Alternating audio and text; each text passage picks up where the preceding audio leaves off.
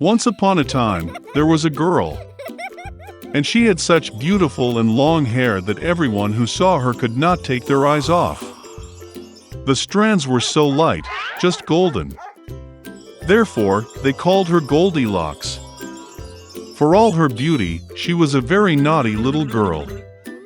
Mom always allowed her to walk in the yard, but ordered her not to go into the woods behind their house. Goldilocks was very interested to know what is in that forest. And so, while Mother did not see, she somehow left the house into the forest. The girl walked for a long time in the forest. Either he finds a berry, then looks at a beautiful flower, then listens to how the birds sing. So she got lost in the forest. And suddenly she saw an unusual house in a clearing. Goldilocks approached him quietly. I walked around but did not see anyone. She knocked on the door, but no one answered. Then she knocked harder, and the door opened itself. Goldilocks entered cautiously. 3 bears lived in that house. One bear was dad big and shaggy. The other was a mother bear. It was smaller.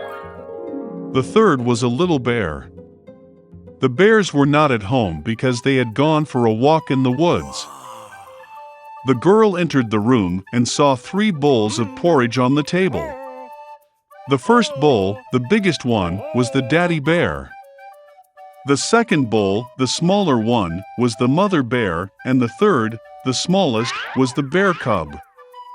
Near each bowl lay a spoon, large, medium, and small. Goldilocks was so hungry that she first wanted to eat from a large bowl. She took the largest spoon, took the porridge, tasted it, but the porridge was too hot.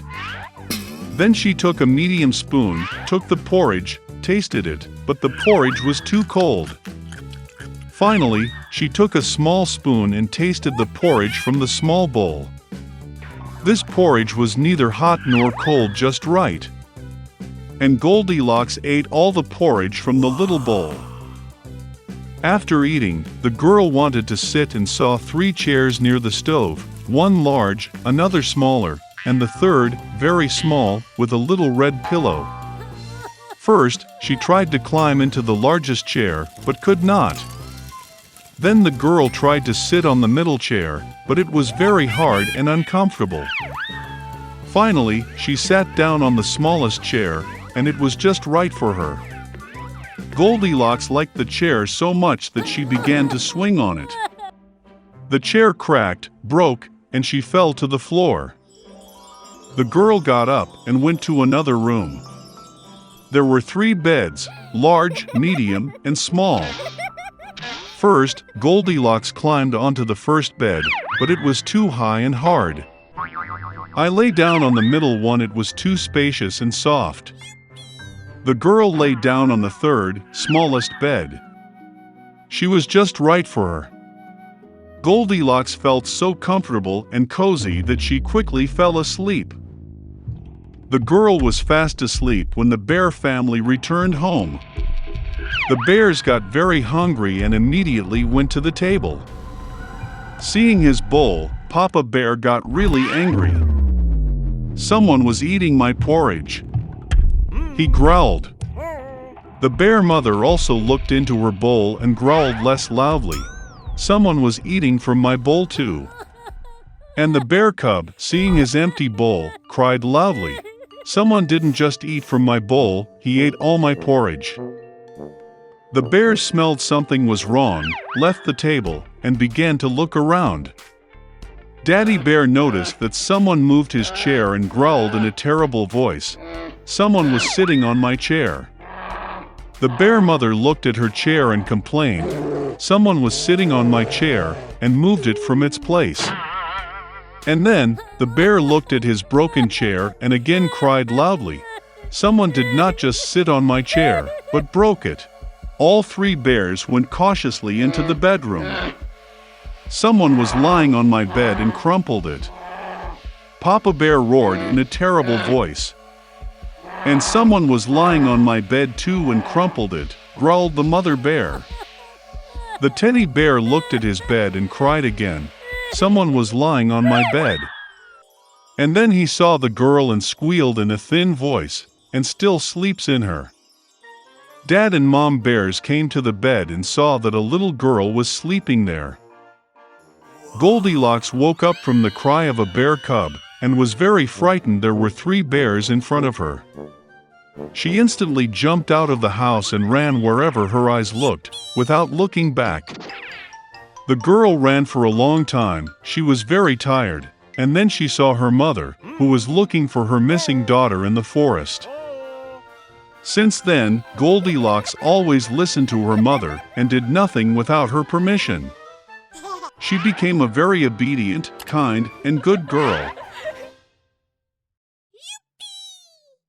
Once upon a time there was a mother pig and her 3 piglets. 3 brothers are the same height. Round, pink, with the same funny tails. All summer the pigs played in the green grass, basked in the sun, basked in the puddles. But then autumn came. One day my mother said that it was time for them to think about winter. She asked them to build a big house. The younger brother said that winter is still far away. The middle brother said that he would build his own house when needed. And the older brother decided to build the house himself. The younger and middle brothers did nothing but play their games. It got colder and colder every day. The younger brother decided to build a house out of straw. The middle brother thought it would be very cold in the thatched house in winter. He decided to build a house from twigs and twigs. By the evening their housing was ready. They were very proud of themselves and could not get enough of their buildings. Now they were free and could do whatever they wanted. They decided to go to their older brother and see what kind of house he had built for himself. The older brother was busy building.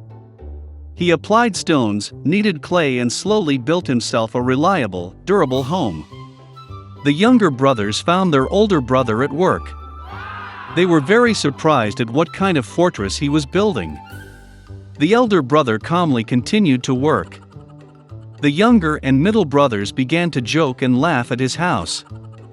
They were so amused that their screeching echoed far across the lawn. The elder brother asked to be quiet, because the wolf could hear them. The younger and middle brothers were amused even more. They decided that the older brother was just a coward. And the 2 brave brothers went for a walk. On the way, they sang and danced, and when they entered the forest, they made such a noise that they woke up the wolf who was sleeping under the pine tree. The disgruntled and hungry wolf went to the place where the screeching of 2 stupid pigs came from. The brothers walked merrily and talked about how easily they would deal with the wolf. And suddenly they saw a real living wolf. He was standing behind a large tree. He had very evil eyes and a huge toothy mouth. The brothers were so frightened that their thin tails trembled finely. The wolf prepared to jump. He snapped his teeth and blinked his right eye. The pigs suddenly came to their senses and, screeching across the forest, rushed to run away. Raising clouds of dust, they rushed each to his own house.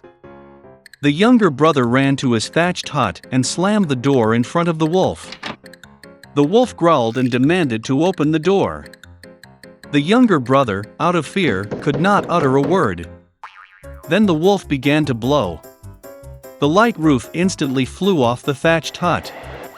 The wolf took a deep breath and blew a second time, and the thatch house flew in all directions. The wolf was delighted, snapped his teeth, and pounced on his younger brother.